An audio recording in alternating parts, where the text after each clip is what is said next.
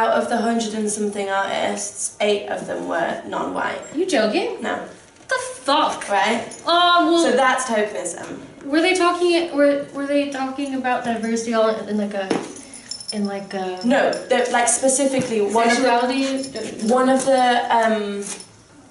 the curators was talking about like crossing like physical boundaries, like geographical boundaries. Oh, piece of shit. Right?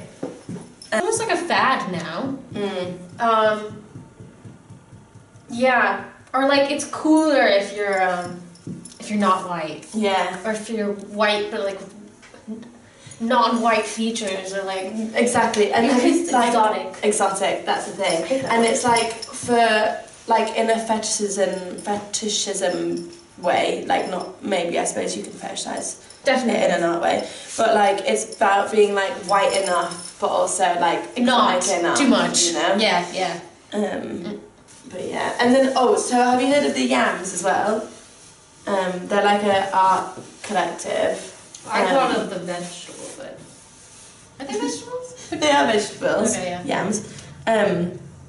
But they they talk about like white supremacist attitudes in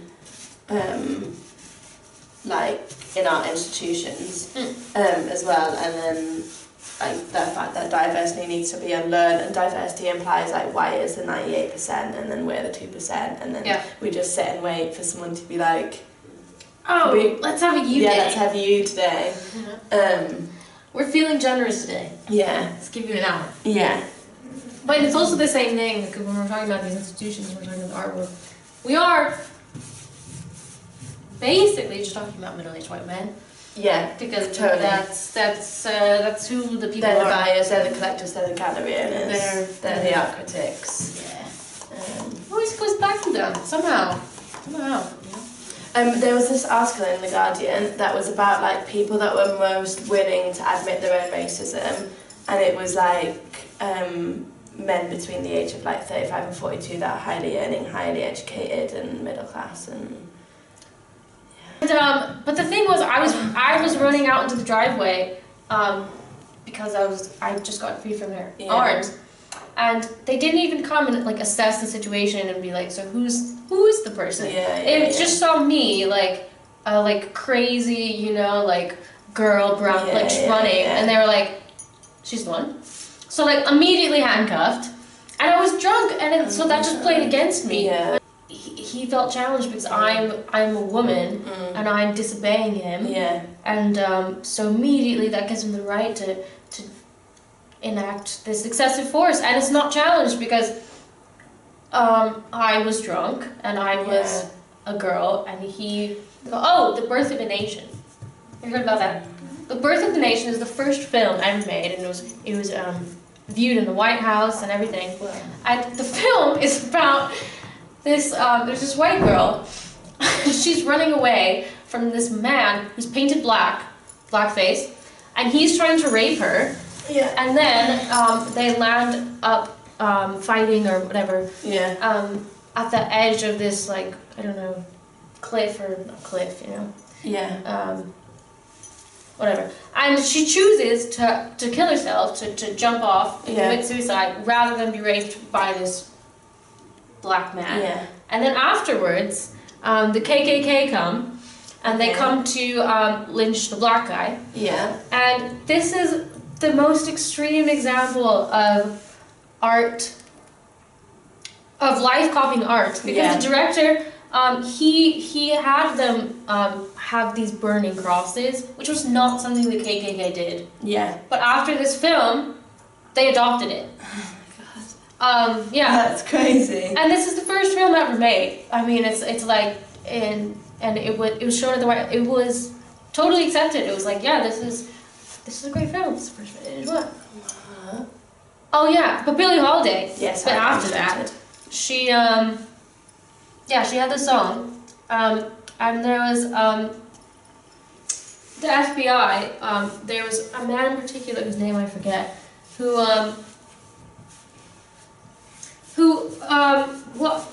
what he did was persecute people of color who are speaking out, basically. Yeah. And he narrowed his focus down on her, and he basically told her, if you don't stop singing this song, I'm gonna ruin you and your career. And she didn't stop, and then she wasn't allowed to sing in like any venue. And then I don't remember. They financially ruined her and like emotionally abused her, and she ended up being also incarcerated for something, which was probably nothing. And then she just died in prison. It's recorded that I forget who it was. It was like someone very close to Nixon, saying, we just made up this war on drugs, and we are criminalizing crack because it affects like black communities, and like that's why we're doing it. We're not doing it because of drugs. Like, drugs aren't actually a problem. Yeah. And it's also there still that if you are caught with crack, which is what was distributed in poor communities, your sentence is like I don't know, it's like 20 times that of if you have like a small bit of cocaine, which rich white people use. Yeah. And like that's still a law. Yeah. And that's still there, but people are just like.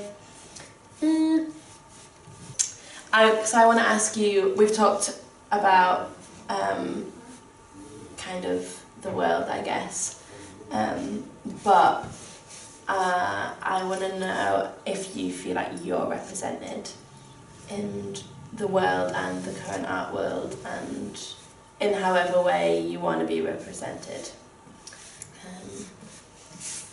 I guess if you feel like you see yourself being successful or being noticed or being listened to in the future or in the present, or anyone like you.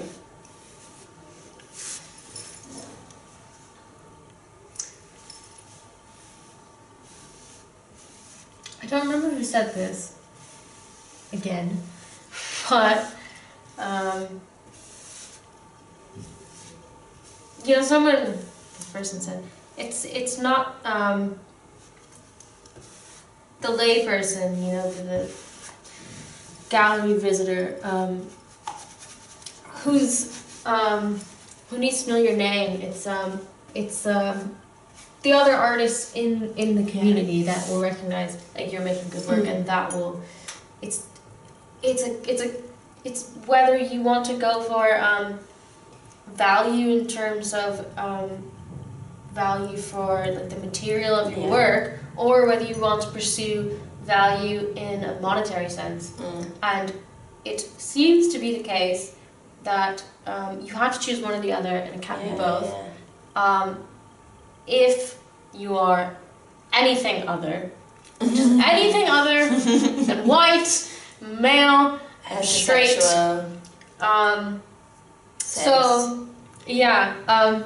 Since I am not white and not male, I don't feel represented. Because in general, even I suppose that's more of a stereotype, but it's still true.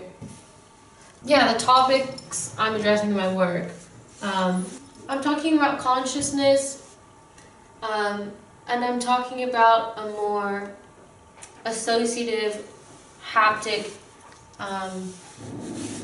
gaining of knowledge, which is more of the intuitive kind and less the learned kind. And I'm also talking about mental health, because that's been big in my life, and also that's another reason why I don't think a lot of the times my work, or me talking about my work, is popular, because like there's lots of discrimination, but it remains the fact that if you say you have a mental health issue, or even if you act a certain way that seems like you could, you're just called crazy, and there's like a huge stigma against it. And if you're a woman, you're gone. I mean, you're deemed a witch and you're killed. Yeah. Sort of me. Or you're hysterical. Yeah. And it's like you can't let it. It's like when I was running out in my driveway, I was angry because I was angry in that situation, but I couldn't be that because that just made me seem more hysterical. Yeah. It's just intersectionality. It really just puts you down. Yeah. And yeah, there is a lack of work that discusses everything we just have, and race and mental health and whatever, and being a woman, and that fighting against everyone basically. literally. Yeah. There's always someone who's going to be like, no. And there's even more of a lack of work like that is fragile. Yeah, like fragility and vulnerability is so hard to express in work because it's so easily attacked or ignored or whatever.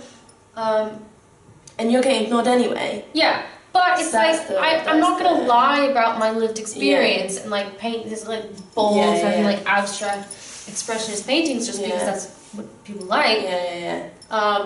That is my lived experience and like my consciousness and my perception. Yeah. I can't pretend to show anything else but that. I mean, I don't know anything else but that. Yeah. Literally.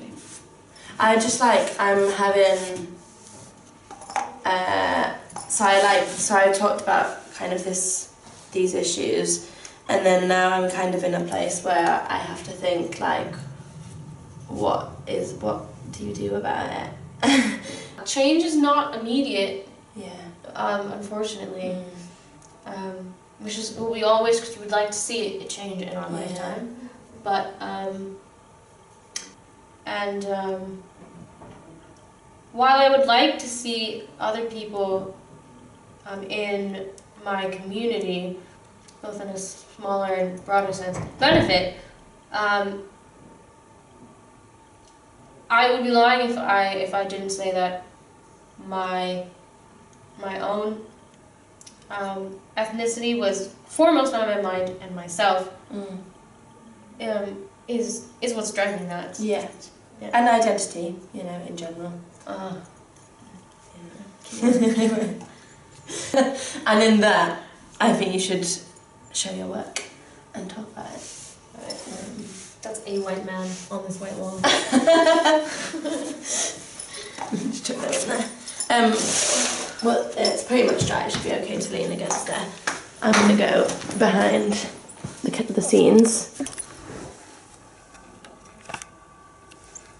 Go ahead, feel free. Well,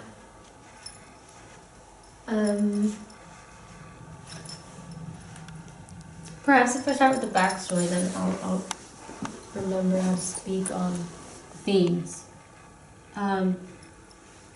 I decided to make this painting when I was on, I think, the flight from here to home in America, and I was just looking out the window, and I love looking out the window, and the sky was exquisite. It was this first it was this amazing sunset, and then it turned into this really rich navy, but not navy, like richer blue. And I was thinking all the while about like love and lust and how they intersect and how they're different, and how maybe one should be pursued more over the other, or like the ethical implications of that, all that. I was going through my head. And during that, I was looking out the window, and I was sitting, like next to where the wing was. Yeah. And against that particular sky with the clouds, they were I don't know, they were not thick. They were more transparent, and they were floating around, almost resembling like the brine of salt water. I thought that the wing looked a bit like a shark tail. The musculature of a shark tail, which might also be influenced by me loving sharks. But so I saw that and I thought that was really interesting. And then because a shark came into my head, I was like, that must be insane. Because when I experienced lust, and I think other people, it's like in your tummy. Yeah. It's like butterflies. Or Visceral. Floating, yeah. Whereas love, I think you feel in your heart. And I think you can have love and lust, but I don't think you can have love with lust, but I don't think you can have lust. I don't know. Anyway. Yeah, so that feeling, I was thinking about the feeling. Mm-hmm. And then I was like, oh my god, it must be insane if you're a shark and you feel lust, because their stomachs are already buoyant, because that's what allows them to swim and not sink. So if you add like that extra like butterflyness and buoyancy onto that, must be insane. Of course, I'm putting like human qualities on the shark, but anyway. And I was like thinking about that, I was like, oh, amazing. And then I looked back at the tail, and I was like, you know what, Ruth, you were actually mistaken, because it's white, the shark, if it were the shark would have to be belly up, because their bellies are white, and their tops are dark. And then, when I said in my head, belly up, yeah, it just made me think about how, we float, or we're guided by, I think that more visceral attitude, just generally, but also within relationships and love. But yeah, so this one is called belly float, because I'm thinking about that buoyancy and being guided from maybe less of a emotional and ethical sense, and more of like a power and like immediate sense. Yeah, and I also called it belly float because people the back floats are things people do, but you'd only do belly float if you're dead, because your face would be in the water. I found that really funny because I like dark humor. But then also that really to me was an association that deepened what I was trying to do, because that made me think of the sort of death that occurs in love as well. Or even, yeah, it seems like if you are guided by your heart, yeah, and you make yourself fragile and vulnerable in that way, or yeah, you pursue things that are more about principle than about what's easier. It often leads in a death of some kind, or literally or metaphorically. So that's why his tit is relatively small and like lame looking, but his tummy, I want it to be like a balloon. I think I'm getting there, but it's not done. And I haven't developed it yet. It's just starting, but I want it to be like quite haptic. Like this is a bit fuzzy, but it's gonna be like fuzzier. And this is plasticky looking and whatever, because it's bathtub and it's a lot of layers, so it'll look like that. And this is more like, I don't know, like licks of paint. Whereas this and this are something else. because I think that goes along with, you know, if you look at it, word complete and complete how I want it to be, you would look at it and you would want to touch it, and you would see these differences and feel these differences, and that's the kind of associative and like I don't know, like fresh learning that we've kind of learned to ignore. We're more given information that says this is this way, and you're like, okay. But if you go up to something maybe and start feeling it, which is such a I don't know, it's such like primitive but not way of like learning things and your surroundings. Yeah, I just think I want work that speaks more about more delicate things like emotion and sensitivity and being fragile and being vulnerable, which inherently speaks to why I am fragile and vulnerable, which is the system of that, which is why I'm interested in sociology and stuff like child psychology, all that. But yes, that's this painting. Amazing. I think we should get a shot of it in front of our painted wall, and now that's maybe a bit drier, and then do you think it'll be alright? If I put it here, it's not wet. And they're not meant to be right next to each other, so that works out. Like that?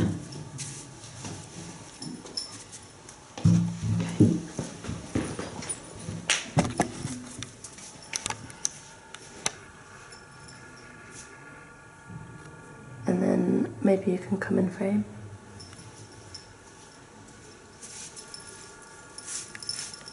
Okay, cool. Amazing. Thanks so much. Thank you.